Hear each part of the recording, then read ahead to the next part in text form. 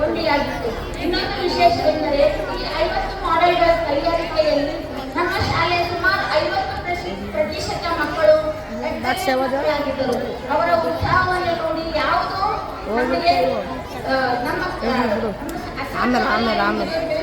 ಅವರನ್ನು ಮುಂದೆ ತರಲು ಶಿಕ್ಷಕರು ಪ್ರಯತ್ನಿಸಿದರು.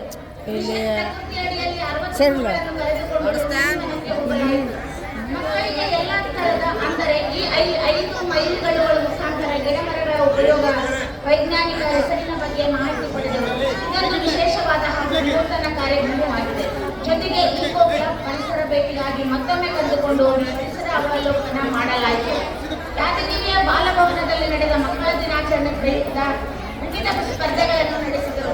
ಇದರಲ್ಲಿ ನಮ್ಮ ಶಾಲೆಯ ಮಕ್ಕಳು ಭಾಗವಹಿಸಿ ಪ್ರಥಮ ಬಹುಮಾನ, ದ್ವಿತೀಯ ಬಹುಮಾನ, ತೃತೀಯ ಬಹುಮಾನಗಳನ್ನು ಪಡೆದು ರಾಜ್ಯ ಮಟ್ಟದ ಸ್ಪರ್ಧೆಗೆ ಆಯ್ಕೆಯಾಗಿ ಬೆಂಗಳೂರಲ್ಲಿ ನಡೆದ ವಿಜ್ಞಾನ ವಸ್ತು ಪ್ರದರ್ಶನದಲ್ಲಿ ಕುಮಾರಿ ಅಶ್ವಿನಿ ಶಾಂತಕುಮಾರ್ ಭಾಗವಹಿಸಿ ತೃತೀಯ ಬಹುಮಾನ ಪಡೆದಿದ್ದು ಹೆಮ್ಮೆಯ ವಿಷಯವಾಗಿದೆ. ನಮ್ಮ ಶಾಲೆಯು ವಿವಿಧ ವಿಭಾಗದ ಕ್ರೀಡಾಂಗಣದಲ್ಲಿ ತಾಲೂಕು, ಜಿಲ್ಲಾ, ವಿಭಾಗ ಮತ್ತು ರಾಜ್ಯ ಮಟ್ಟದಲ್ಲಿ ಉತ್ತಮ ಪ್ರದರ್ಶನ ನೀಡಿ ಶಾಲೆಯ ಕೀರ್ತಿಯನ್ನು ಹೆಚ್ಚಿಸಲಾಗಿದೆ. ಶಾಲೆಯ ಒಟ್ಟಾರೆ ಅಭಿವೃದ್ಧಿಯನ್ನು ನೋಡಿದರೆ ನಮ್ಮ ಶಾಲೆಯು ನಮ್ಮ ತಾಲೂಕಿನ ಉತ್ತಮ ಶಾಲೆಯಾಗಿ ಸರ್ವಾಂಗೀಣ ಮಕ್ಕಳ ಅಭ್ಯುದಯಕ್ಕೆ ಕಾರಣವಾಗಿದೆ.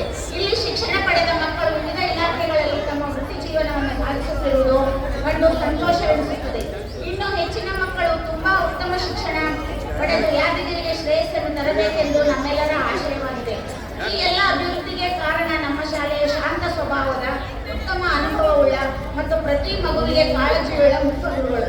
ಒಬ್ಬ ಮುಖ್ಯ ಗುರು ಮನಸ್ಸು ಮಾಡಿದರೆ ಇಷ್ಟೆಲ್ಲ ಅಭಿವೃದ್ಧಿಯಾಗಲು ಸಾಧ್ಯ ಎನ್ನುವುದು ಇದೇ ಕಾರ್ಯಕ್ರಮಕ್ಕೆ ಸಾಕ್ಷಿಯಾಗಲಿದೆ. ಮುಖ್ಯವಾಗಿ ನಮ್ಮ SDMC ಅಧ್ಯಕ್ಷರು ಈ ಬಾರಿ ಕಾರ್ಯಕ್ರಮ ತುಂಬಾ ಜೋರಾಗಿ ವಿಜೃಂಭಣೆಯಿಂದ ಮಾಡಲು ತಿಳಿಸಿ ನಾವು ಹಾಗೂ ನಮ್ಮ ಸದಸ್ಯರೆಲ್ಲರೂ ಇದಕ್ಕೆ ಬೆಂಬಲ ನೀಡಿ ನಮಗೆ ಯಾವಾಗಲೂ ಬೆನ್ನೆಲುಬಾಗಿ ನಿಂತು ಇಂತಹ ಉತ್ತಮ ಕಾರ್ಯಕ್ರಮಕ್ಕೆ ಸಾಕ್ಷಿಯಾಗಿದ್ದಾರೆ. ನಾವು ಏನ್ ಮಾಡ್ತೀವಿ ಸ್ಕೂಲಾಗ ಅಂತ ನನಗೆ ಕೇಳಿದ್ದೆಲ್ಲ ನಾವು ಶಿಕ್ಷಕರು ಮಾಡುವ ಕೆಲಸಗಳು ಇವೆಲ್ಲ ಹೇಳಿ ನನಗೆ ಆಶ್ಚರ್ಯ ಆಗಿರುತ್ತೆ. ನಾವು ಇಷ್ಟೆಲ್ಲ ಮಾಡ್ತೀವ ಅಂತೇಳಿ ಅದಕ್ಕೆ ಇಷ್ಟೊತ್ತಿನವರೆಗೆ ಶಾಂತವಾಗಿ ಕುಳಿತು ಇದನ್ನ